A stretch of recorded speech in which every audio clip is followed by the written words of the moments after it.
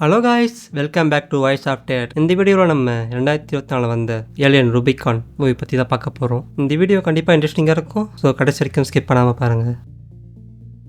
படத்தோட ஆரம்பத்தில் டாக்டர் மாரோ அவர் ஃபேமிலியோட காரில் போகிறாங்க. அப்போ அவர் பையனுக்கு ரெஸ்ட் ரூம் போகணும், தென் அவருக்கு ஒரு இம்பார்ட்டன்ட் ஃபைல் எடுக்கணும். போகிற வழியில் அவர் ஆஃபீஸ்க்கு போகிறாங்க. அங்கே அவர் ஃபைல் எடுத்துகிட்டு இருக்கும்போது அவரோட பையன் மானிட்டரில் ஏதோ நோட்டீஸ் பண்ணுறான். அது உருண்டியாக சின்ன பிளானட் மாதிரி இருக்குது. அது பூமி கிட்ட வருதுன்னு கண்டுபிடிக்கிறாங்க. டாக்டர் மாரோ உடனே நாசாக்கு தகவல் கொடுக்குறாங்க. அங்கேருந்து பிரசிடென்ட் ஆஃபீஸ்க்கு தகவல் போகுது. அவங்க டிஸ்கஸ் பண்ணிட்டு இருந்த டைமில் அந்த கோல் சேட்டலைட் மேலே இடிச்சு பூமியை நோக்கி வேகமாக வருது. அப்போது பிரசிடென்ட் ஆஃபீஸில் என்ன பண்ணுறதுன்னு பேசும்போது டாக்டர் மாரோ தான் அதை பற்றி நிறைய ரிசர்ச் பண்ணியிருக்காங்க. அவர் இருந்தால் ஹெல்ப்ஃபுல்லாக இருக்கும்னு முடிவு பண்ணுறாங்க.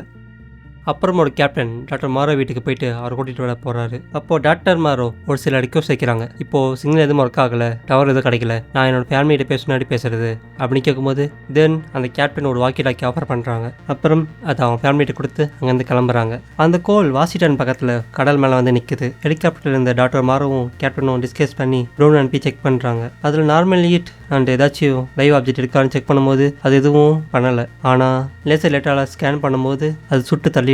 ட்ரோன் மட்டும் இல்லை, அதுக்கு ஆபத்தாக இருக்க ஹெலிகாப்டர், பீரங்கி, ஃபைட்டர் ஜெட் எல்லாமே சுக்குநூறாக போயிடுச்சு. எஸ், அது ஒரு ஏலியன் ஸ்பேஸ்ஷிப் தான். அது எதிர்க்க இருக்க எல்லா பில்டிங் இடிச்சு தள்ளிட்டு சிட்டிக்குள்ள ஒரே நேர்கோட்டாக போயிட்டு இருக்கு. பிரசிடென்ட் ஆஃபீஸில் சீனியர் ஆஃபீஸரும் எல்லாரும் டிஸ்கஸ் பண்ணுறாங்க. அப்போது சீனியர் ஆஃபீஸர் சொல்கிறாரு, இன்னும் நிறைய ஃபைட்டர் ஜெட் அந்த பீரங்கிலாம் வந்துட்டுக்கு, நம்ம வெயிட் பண்ணி பார்ப்போம் அப்படின்னு சொல்கிறாங்க.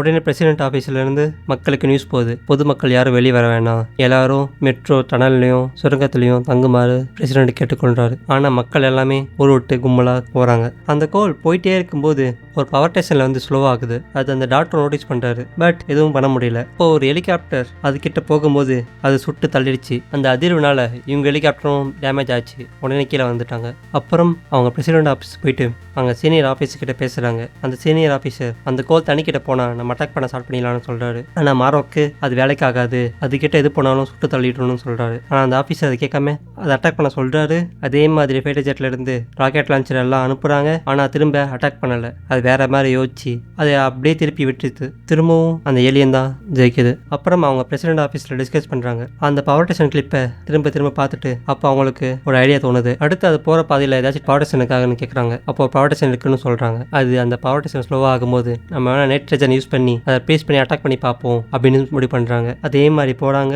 ட்ரை பண்ணுறாங்க, ஒர்க் அவுட் ஆகுதுன்னு சந்தோஷப்படுற டைமில் அது திரும்பவும் அட்டாக் பண்ணிடுச்சு. அப்புறம் அவங்க திரும்பி ஆர்மி பேஸ்க்கு போயிட்டாங்க. அப்புறம் மாரோ கேப்டன் கிட்ட ஒரு ரிக்வஸ்ட் வைக்கிறாங்க. என்னோட ஃபேமிலி அங்கே தனியாக இருக்காங்க, அவங்க சேவ் பண்ணணும், யாராச்சும் அனுப்பிச்சு ஹெல்ப் பண்ண சொல்லுங்க அப்படின்னு கேட்குறாரு. அதுக்கு கேப்டன் நானே போகிறேன்னு சொல்லிட்டு கிளம்புறாரு. இந்த டைமில் டாக்டர் மாரோ நாசாக்கு கால் பண்ணி பேசும்போது தெரியுது இதே போல் நிறைய பிளானட் வந்துட்டு இருக்குன்னு பேசிட்டு இருக்காங்க. இதை பற்றி பிரசிடென்ட் ஆஃபீஸர் டிஸ்கஸ் பண்ண மாரோ போகிறோம். அப்போ அவங்க ஒரு ஐடியாஸ் கொடுக்குறான். டாக்டர் மாரோ இந்த மாதிரி அதோட பிளேஸ்க்கு வர வச்சு அது ஃபுல்லாக நைட்ரஜன் அட்டாக் பண்ணலான்னு சொல்கிறாரு. அதே மாதிரி ஃபுல்லாக ரெடி பண்ணிவிட்டு ஒயிட் ஹவுஸ் பின்னாடி ஒரு ட்ராப்பை செட் பண்ணுறாங்க. அதில் அது வரும்போது பாம் அடித்து அதை அட்டாக் பண்ணுறாங்க. ஆனால் அதனால அது ட்ரிகர் தான் ஆயிடுச்சு. உடனே அவங்க ஆர்மிக்கு தகவல் கொடுத்துருச்சு. இவங்களால ஒன்றும் சமாளிக்க முடியல. இப்போது 10க்கு மேலே வந்துட்டு இருக்கு. எப்படி சமாளிக்க போகிறாங்கன்னு தெரியல. அது வந்த எல்லா ஏலியன் ஸ்பேஸ்ஷிப்பும் அவங்க சிட்டியை ஃபுல்லாக டிஸ்ட்ராய் பண்ணிட்டு இருக்கு. இதனால என்ன பண்ணுறதுன்னு தெரியாமல் யோசிச்சுட்டு இருக்காங்க. அப்போ அந்த ஆஃபீஸர் சொல்கிறாரு, இந்த மாதிரி ஸ்பேஸ்ஷிப்பில் நம்மக்கிட்ட ஒரு வெப்பன் இருக்குது, நம்ம அந்த வெப்பனை எப்போ யூஸ் பண்ணதில்லை இது வரைக்கும், வேணா யூஸ் பண்ணி பார்க்கலாம் அப்படின்னு சொல்கிறாரு. ஆனால் அது யூஸ் பண்ணுறதுக்கு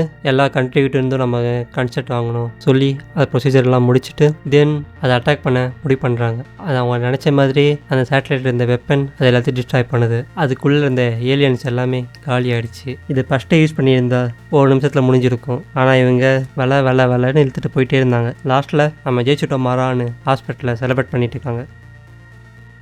இந்த மக்கள் இந்த படத்தோட கதை. இந்த வீடியோ பிடிச்சிருந்தா மறக்காமல் லைக் அண்ட் ஷேர் பண்ணுங்கள். ஏதாச்சும் குறை இருந்தால் கமெண்ட்டில் சொல்லுங்கள். நம்ம வாய்ஸ் ஆஃப் டேட் சேனலை சப்ஸ்கிரைப் பண்ணாமல் இருந்தால் சப்ஸ்கிரைப் பண்ணிவிட்டு பெல் ஐக்கான் தட்டிக்கோங்க. மீண்டும் உங்களை அடுத்த வீடியோ சந்திக்கிறேன். Tata, bye bye.